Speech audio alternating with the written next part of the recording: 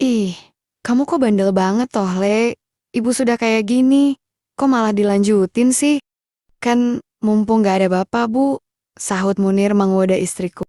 Iya sih, tapi ini yang jantungku serasa berhenti mendengar percakapan antara istri dan putra angkatku itu. Aku tahu betul mereka ada di ruang tamu. Lantaran tak mengira jika aku akan pulang cepat malam itu. Kebetulan pula, pintu yang biasanya tak pernah dikunci malah terbuka. Hingga akhirnya perlahan aku masuk, dan ya, itulah sekelebat kenangan kelam yang pernah kualami. Meski pada akhirnya, aku harus memaafkan keduanya demi menjaga nama baik keluargaku. Dan kejadian itu terjadi 1 tahun lalu. Sebelumnya sebut saja namaku Husin. Di usia 56 tahun, aku merasa masih segar bugar. Aku mengurus rumah kontrakan peninggalan mertua, beternak di belakang rumah, dan rajin berolahraga. Tak heran jika di saat teman-teman sebayaku sering keluar masuk rumah sakit, aku justru tak pernah mengalaminya. Istriku Lilik, 5 tahun lebih muda dariku. Kami menikah hampir 30 tahun. Selama itu pula, rumah tangga kami hampa tanpa hadirnya momongan. Dulu, hal itu sering memicu pertengkaran hebat. Kami sudah mencoba segalanya, pengobatan tradisional, hingga medis, tapi takdir berkehendak lain. Kami pun memilih berdamai dengan kenyataan. Keharmonisan kami tetap terjaga, meski hidup hanya berdua selama belasan tahun. Pertengkaran kecil pasti ada, tapi selalu bisa kami lalui. Sampai 2 tahun lalu, Lilik mengutarakan keinginannya untuk merawat Munir, keponakannya yang baru lulus SMA. Aku sempat heran, mengingat Munir sudah remaja. Aku ingin seperti ibu-ibu lainnya loh mas, pergi kemana-mana diantar putranya, kata Lilik kala itu. Melihat keinginan tulusnya, akhirnya aku pun setuju. Kami mendatangi Sabto, adik Lilik yang kebetulan sangat produktif. Dia punya 5 anak selain Munir, bahkan yang terkecil baru 2 tahun. Sabto dengan senang hati mengabulkan permintaan kami. Munir sendiri tampak begitu bahagia, ikut pulang bersama kami. Awalnya, aku ingin membiayai Munir kuliah, tapi pemuda 18 tahun itu menolak. Nggak usah pak, Munir langsung kerja aja sambil nemenin ibu di rumah. Lilik pun mendukungnya. Dan karena Lilik terlihat begitu bahagia, aku pun mengikuti keinginan mereka. Aku mencarikan Munir pekerjaan di bengkel milik teman lamaku Maman, yang langsung menerimanya tanpa pengalaman. Sejak Munir tinggal bersama kami, aku melihat perubahan pada istriku. Ia jadi sering berdandan dan mengenakan busana yang sedikit isis, bahkan wok minimalis, seolah ingin mempresentasikan sisi lainnya. Usianya memang sudah kepala 4. Tapi pesonanya memang belum pudar.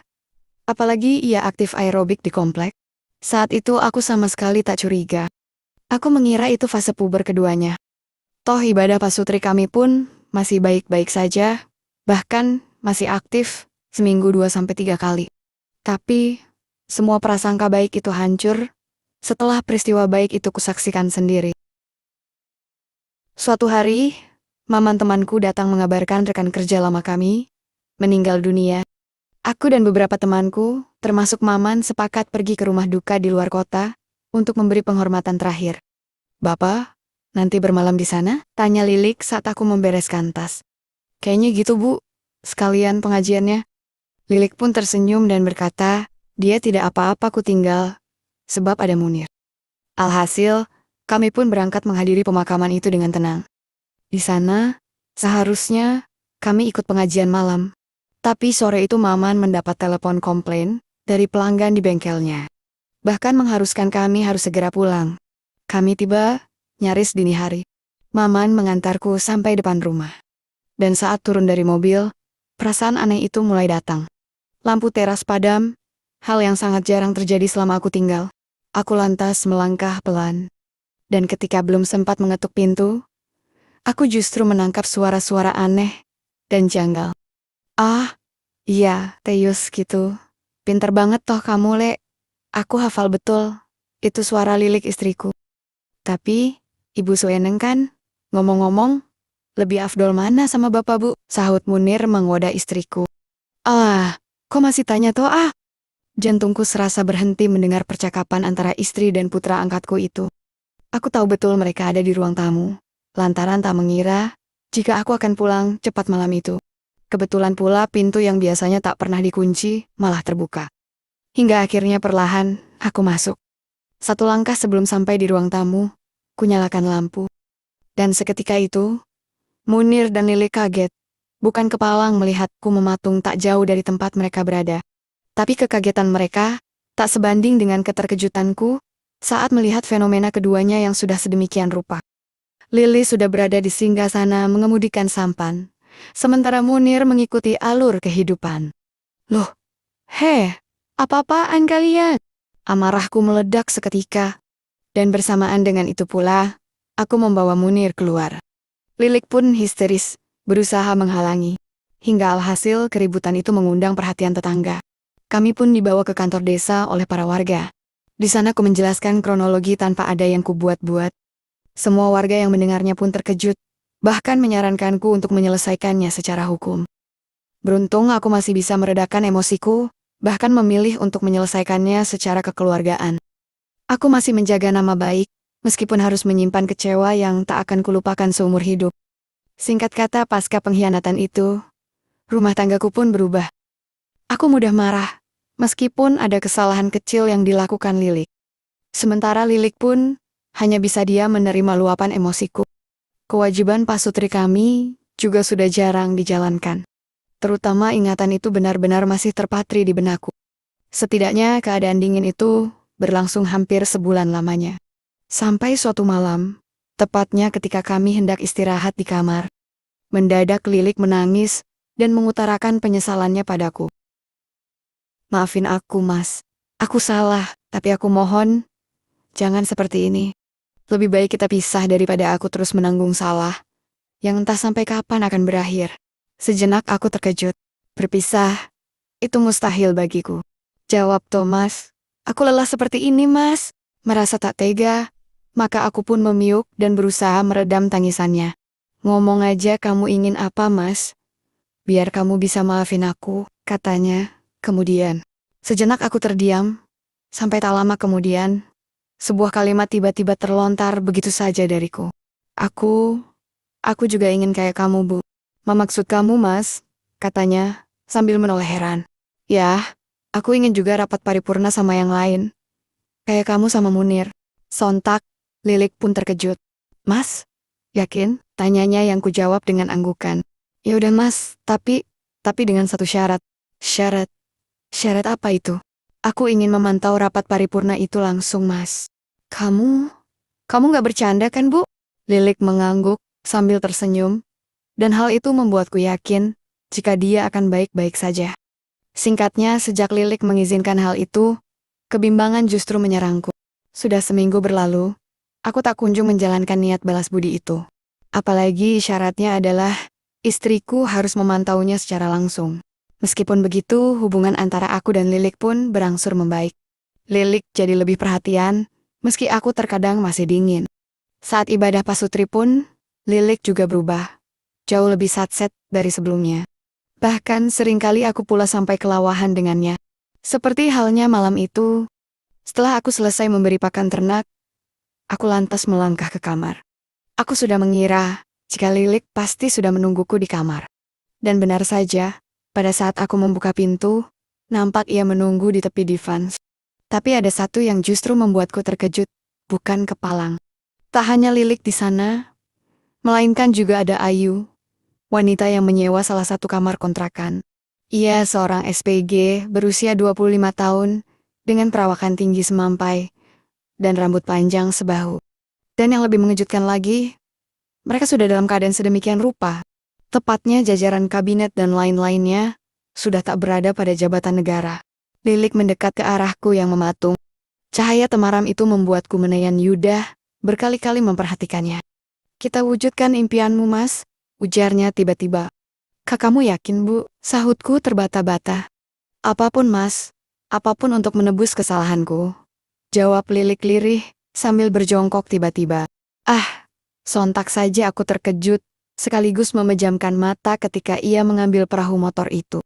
Aku seolah terhipnotis, terutama ketika Lilik kemudian menawiku ke arah Ayu, yang tersenyum penuh arti. Jujur, aku tak pernah mengalami hal seperti itu.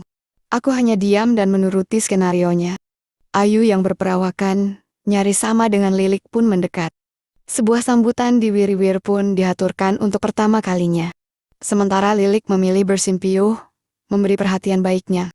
Lagi-lagi aku tak bisa berkata-kata. Seruan kebaikan pun mulai bergema. Belum lagi ketika Ayu menyiapkan sajian kebaikannya. Aku baru menyadari jika Lilik telah sukses menghadirkan semangatku yang sempat padam. Sesuai janjinya, Lilik pun menjauh dan lebih memilih memantau rapat paripurna tersebut. Aku yang mengerti maksudnya pun buru-buru melanjutkan rapat paripurna sebagaimana mestinya. Perahu motor pun melaju pada pintu gerbang kehidupan baru.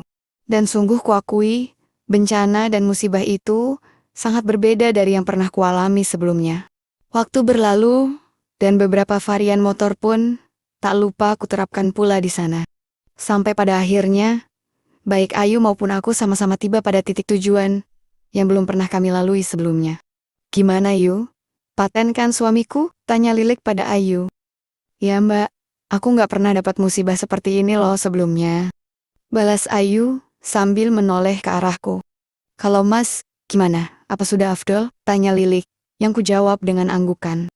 Aku tak menyangka, impian balas budi tersebut akan menjadi kenyataan. Wajah Lilik tampak berseri, seolah terhibur dengan tayangan rapat paripurna negara tersebut. Sampai tak lama kemudian, Mas Husin, Lilik memanggilku dengan suara pelan, matanya menatap mataku dengan kesungguhan yang dalam. Sekarang, kita sudah impas loh ya. Aku hanya bisa mengangguk pelan.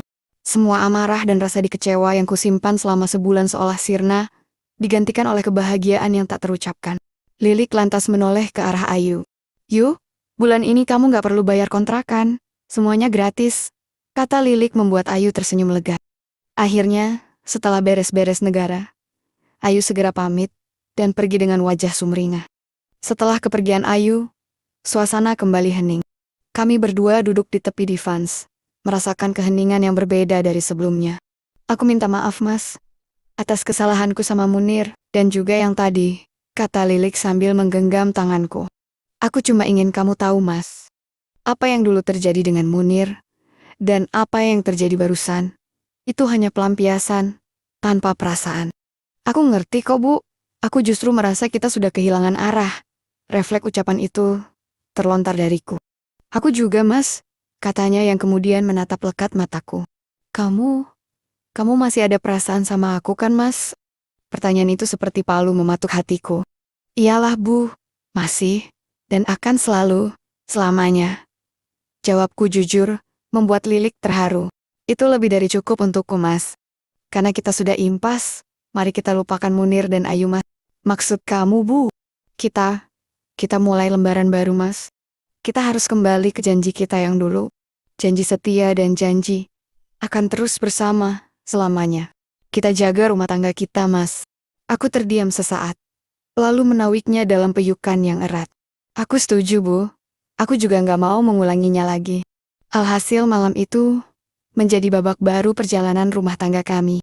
Kami memutuskan untuk menutup buku lama, melupakan kepahitan, dan memulai babak baru dengan kesetiaan. Begitulah kisah yang kualami setahun yang lalu. Pesanku, balas dendam dan emosi sesaat, pada dasarnya, hanya akan menambah kekosongan. Sementara kesediaan untuk memulai lembaran baru adalah fondasi sesungguhnya dari pernikahan yang langgeng dan sejati.